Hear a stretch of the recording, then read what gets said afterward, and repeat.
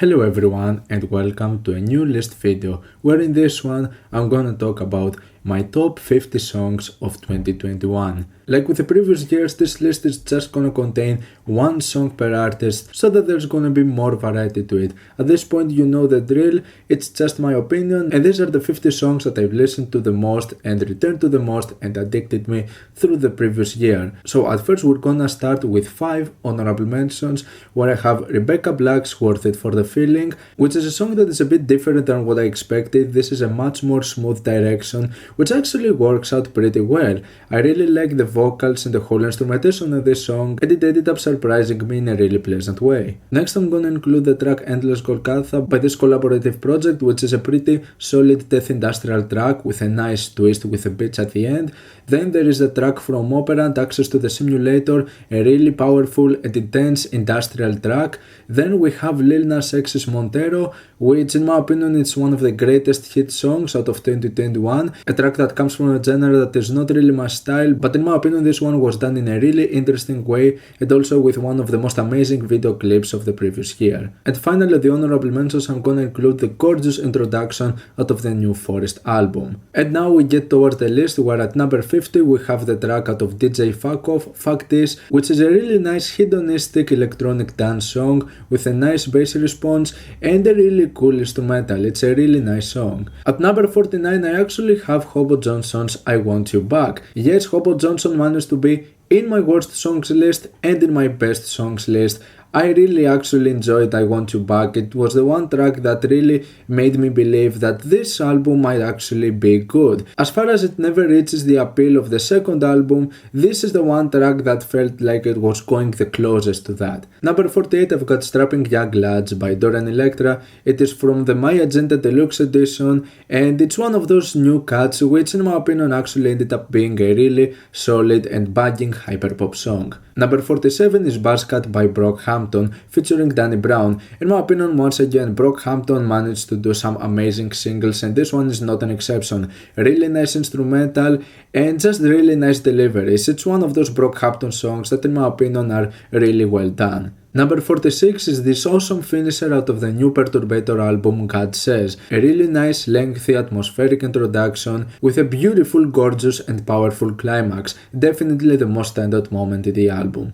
Number 45 I've got the absolutely intense and brutal Identity Card by Kofar. Such a solid power electronic song, really standard on its sound but it definitely captures the pure intensity that you find in power electronics and it's done amazingly. In a much different mood at number 44 I have The Princess and the Clock by Quero Quero Bonito, one of the most cheerful and one of the catchiest songs and actually one of the best Quero Quero Bonito have done in my opinion. This one was done really nicely. Number 43 is To the Hellfire by Lorna Shore. This was unexpected for me. It comes from a genre that I'm not really that much familiar with, but this one was just insane. Especially this final moment is possibly the sickest breakdown I have ever heard.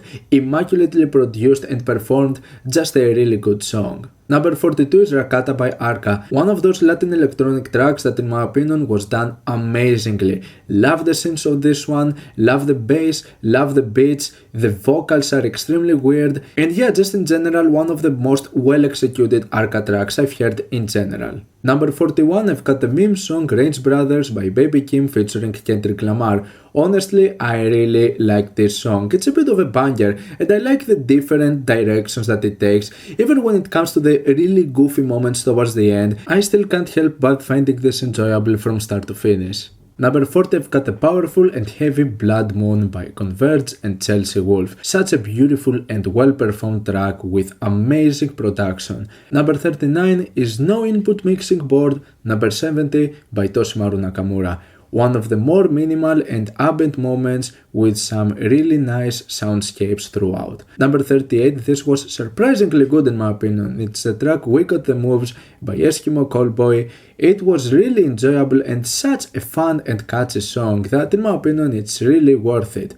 Number 37 is Nebutal by Keith Ape featuring Occasion. Even though this album is mostly known for its banging moments and some really intense trap songs, I actually ended up putting the final moment, which is one of the most soothing tracks, but it's actually done in an amazing way. I really do believe that it's cleverly crafted and I liked many of its elements. It's actually a really nice hip hop song. Number 36 is Movement 5 by the collaborative project of Floating Points, Pharoah Sanders and London Symphony Orchestra. Even though this album is mostly meant to play as one thing, if there is one movement in particular that manages to stand out, it's the fifth one, with the spectacular performances of London Symphony Orchestra really shining on this one, creating so many different mixed emotions, constantly changing moods and having an amazing progression, one of the greatest artistic expressions in music of this year. Number 35, this is an obvious one, it's Narrator by Squid. Such an awesome track with great pacing, great progression, and definitely one of the most solid experimental rock tracks out of this year. Number 34 is Magic Act by Spelling. This is an album that went into many different directions. Magic Act was certainly one of the most surprising and one of the most varied tracks out of the album. I really like the directions that this one went, with the solo guitars, the vocals, the dark wave beats. It's definitely one of the most surprising and refreshing tracks out of this year and out of the album in general. Number 33 is the extremely catchy and fun Candy Racer by Chiari Pamyu Pamyu. I'd hope for this album to have more tracks just like this, because this one is awesome. The electronic synths of this one sound really sick. Yeah, this track was cheerful and just a lot of fun.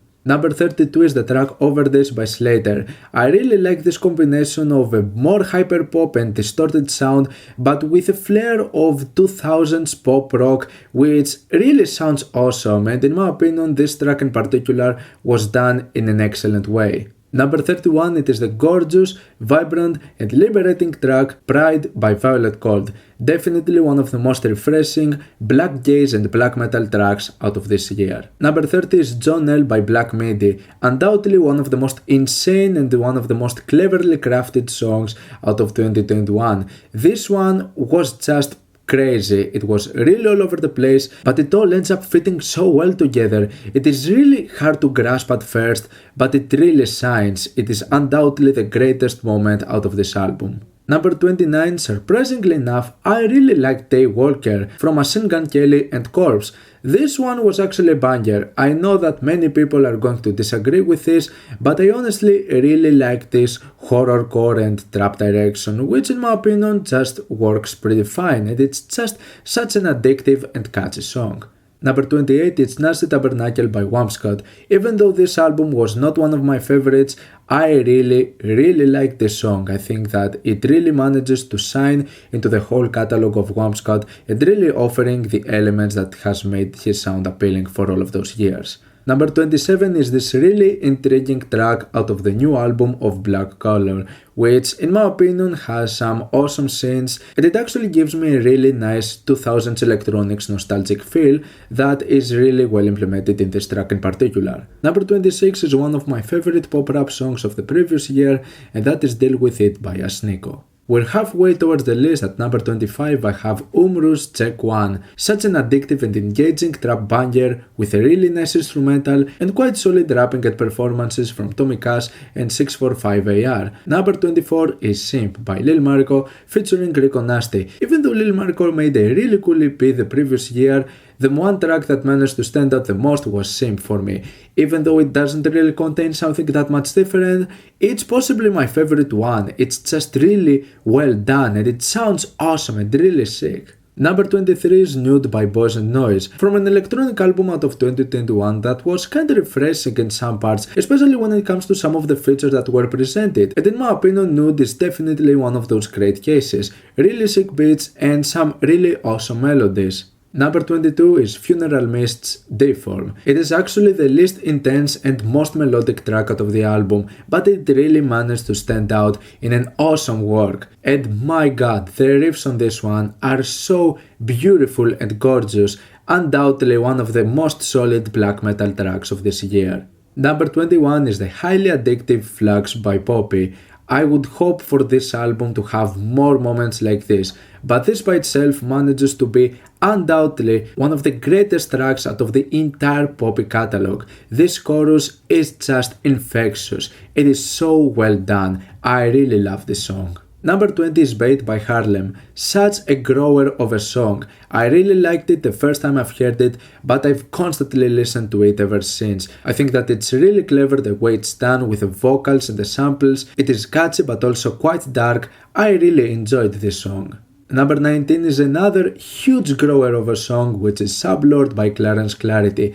This is one of those cases where I see Clarence Clarity being such a genius, and I would just hope that he would have more tracks sounding like this, because this one is undoubtedly one of the greatest instances of hyperpop songs I have ever heard. The beats, the way the vocals are done, it's just a gorgeous and incredibly sounding track. Number 18 is The World Stage by Youth Code and King Yosef, a collaboration that in my opinion had potential for much more, but still The World Stage was one of the greatest industrial songs I've heard in 2021. Really powerful with sick sounds, just intense and awesome. Number 17 is the final moment out of Black Country New Roads album Opus. Even if it's not one of their most well-known and most highly praised tracks out of this album, I loved every single moment out of it. It is just gorgeous, incredible, with really weird and intriguing structures and just such a well-performed song. Number 16 is a track that I would never expect it would land this high, but I was really addicted with Typhoons by Royal Blood. This didn't really happen with any other moment out of this album or with another Royal Blood track in general, but I listened to this non-stop. This was just an incredible song in my opinion, really simple but just so catchy. Number 15 is Limewax going industrial techno on this one, a quite surprising turn of events where Limewax shows why he's one of the greatest producers in dark electronic music. This was such a good song. Number 14 is the track Recovery File out of the new album of Current Value, where he goes once again into this neurofunk direction and still managing to be quite imaginative with his sound and his productions, and this is not an exception. This is one of the tracks out of the album that really managed to stand out. Number 13 is Argoro 2K19 by Deadmau5. Now when it comes to Deadmau5, once in a while he would create a masterpiece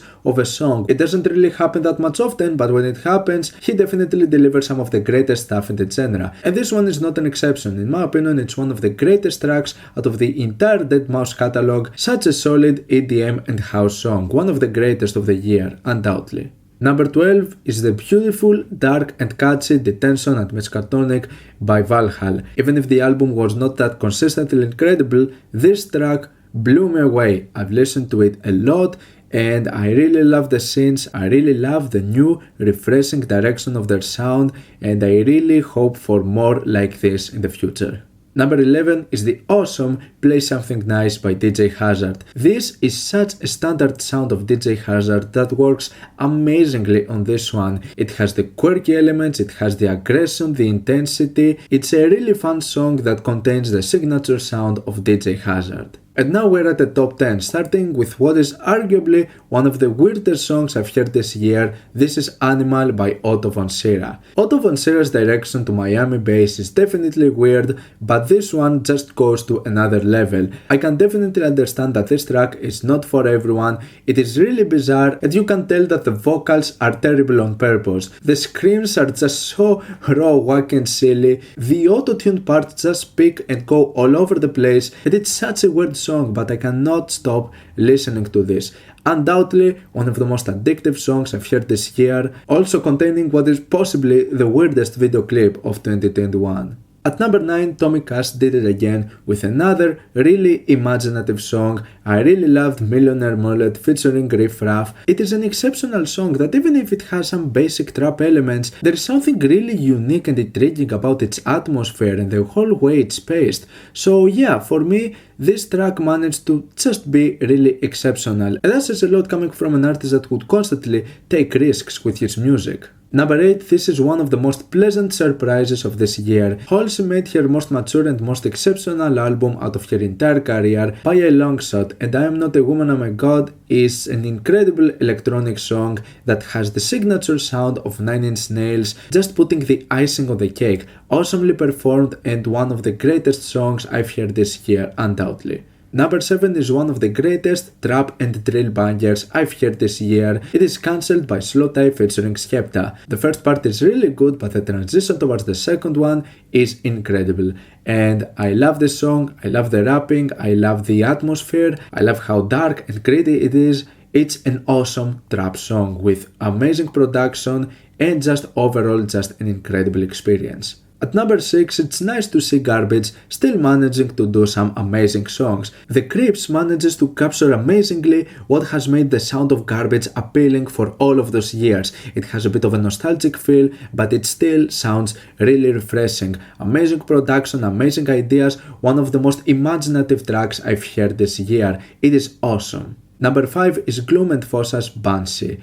Amazing production, extremely imaginative use of sounds, solid beats, solid bass, everything about this track is incredible. I love the pacing, I love the structure, I just love every second out of it. Number 4 is Jail by Kanye West. I love this song and I love songs like this in particular from Kanye West. This is one of my favorite directions when it comes to his sound, and this one just blew me away from the moment I've heard it. I knew that this was gonna just be a gorgeous experience the second it started playing, and even if it's a really raw and minimal song, Kanye West still manages to make the track one of the most powerful and significant experiences out of the year, the way only he knows how to do. Number 3 is the fast-paced, energetic, dynamic Good by Gorset. What an incredible throwback to the 90s rave sound with a signature breakcore sound of Gorset just blasting throughout the entire thing. This is a sound that Gorset has experimented in many of his works, but this particular song is in my opinion his greatest achievement in this particular sound. Impressive composition and just an impeccably structured track that sounds awesome from start to finish. Number 2 is one of the heaviest and most emotional moments out of the previous year, and it's the track Superman That by Injury Reserve. It was a really close tie between this and Knees, but in my opinion both tracks managed to really stand out in their own way. Superman That is just mind-blowing with its beats, the structure that is really all over the place but managing to make complete sense if you pay attention to it, and just a really challenging track that ends up being one of the most unique and exceptional artistic experiences out of this year. And finally, at number 1, my favorite track of the year is Ritual by Necronomidol.